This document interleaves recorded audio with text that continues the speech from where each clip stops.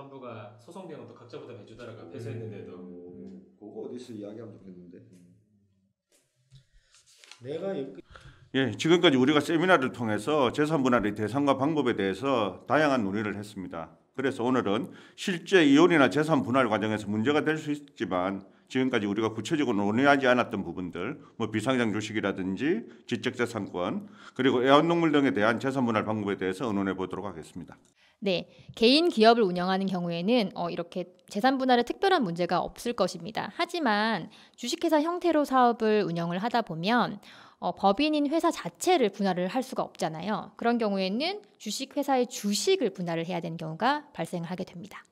그런데 일반적으로 소규모 회사의 경우에는 이런 비상장 주식이 시장에서 거래가 되지 않는 경우가 거의 대부분이거든요. 그래서 재산적 가치가 얼마인지 평가하기 굉장히 어렵겠죠. 그래서 비상장 주식을 가지고 있다고 하더라도 경영에 실제로 참여하지 않는 경우에는 주식을 보유하고 있다라는 것만으로는 경제적 가치가 없는 경우가 대부분입니다. 또한 회사의 주식이 분할이 되면 회사 운영 자체에 큰 문제가 발생을 할 수가 있어서 이혼 당사자 모두에게 큰 손해가 발생을 할 수가 있습니다. 그래서 비상장 주식을 직접 분할하기보다는 주식에 대해서 가치를 비상장 주식의 가액을 산정한 뒤에 그 가액만큼을 금전으로 정산하는 경우가 대부분입니다.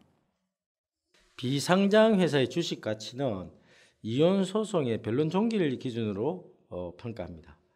주식 가치를 평가하는 방법은 회사의 자산과 부채를 기준으로 주식 가치를 평가하는 순자산가치법, 장래의 영업이익, 배당 가능성 등을 기준으로 주식 가치를 평가하는 수익가치법이 있으며 유사업체의 주식 가치를 비교하는 시장비교법 등이 있습니다. 근데 통상은 순자산가치법으로 많이 감정을 합니다.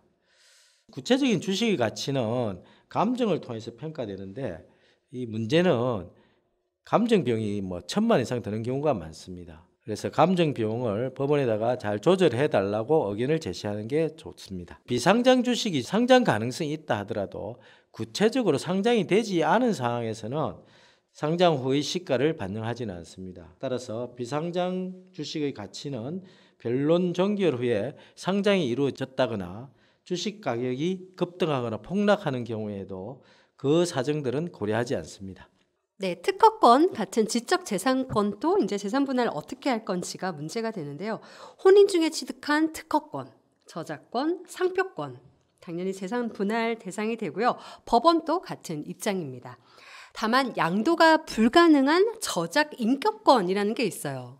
이런 건 네임밸류 같은 건데 이건 재산분할 대상으로 포함되지가 않습니다. 지적재산권 같은 경우도 두 사람이 공유하는 게 현실적으로 불가능하기 때문에 그 가격을 법원에서 산정을 해서 돈으로 나누라라고 결정이 납니다.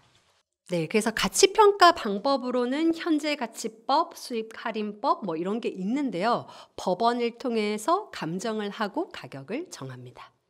영업권 역시 일정한 거래관계의 계속이라든지 영업상의 노하우, 신용, 입지 조건에 의해서 형성된 재산적 가치로서 재산 분할의 대상이 됩니다. 영업권 중에서 일반적으로 가장 중요한 것은 권리금이죠. 권리금은 실제 거래된 권리금 액수, 주변 시세, 영업이익률 등을 기준으로 산정하지만 쌍방의 의견이 대립되면 감정으로 가치를 평가할 수밖에 없습니다. 영업권 역시 지적재산권과 마찬가지로 사실상 공유가 어렵지 않습니까? 가치평가 후에 금전으로 지급하는 것이 일반적이지만 부부 공동사업인 경우에는요, 사업체를 매각하고 그 대금을 분할하는 방식으로 재산 분할이 이루어지기도 합니다. 요즘 반려견, 반려묘라고 하죠. 애완동물 키우는 가정들이 되게 많지만 아쉽게도 법적으로 애완동물은 물건에 해당을 합니다. 따라서 결혼 중 공동으로 구입을 했거나 함께 키웠다 하더라도 이런 공동 재산의 일종으로 보기 때문에 재산분할 협의 과정 또는 재산분할 심판 청구 이혼 소송 과정에서 누가 이 애완동물을 가지게 될 것인지를 정하게 됩니다. 그리고 그 애완동물에는 양육권이라는 개념은 없습니다. 양육권이라는 개념은 엄밀히 말하면 사람에 해당되는 것이기 때문에 애완동물의 경우에는 그 소유권을 누구로 하는지에 대해서 이제 논의를 하게 됩니다. 그러면 그 애완동물을 누가 가지게 될 것이냐는 처음 구입할 때 누구의 비용으로 구입을 했느냐, 그리고 그동안 주로 누가 키웠느냐, 그리고 이혼을 하게 된 다음에 앞으로 누가 더 잘 키울 수 있을 것이냐에 여러 가지 사정들을 함께 고려해서 애완동물을 소유권을 누구로 정할지에 대한 것을 판단한 하급식 판결들이 있습니다.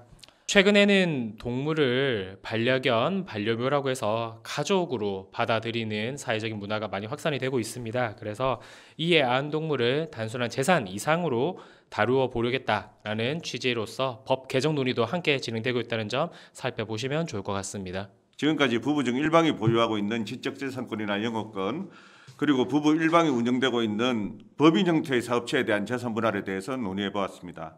그런데 지적재산권이나 법인 형태의 사업체에 대한 재산 분할은 감정을 거쳐야 하는 등 일반 재산 분할에 비해서 그 절차도 복잡하고 시간도 장기간이 소요가 됩니다. 따라서 이러한 경우에는 재산 분할을 할 때 전문가의 도움을 받는 것이 중요합니다. 또한 이혼하면서 부부 쌍방이 모두 애완동물을 키우려고 할 경우에도 자신의 주장을 충분히 재판부에 전달할 수 있도록 역시 전문가의 도움이 필요할 것으로 생각됩니다. 예, 수고하셨습니다. 고맙습니다.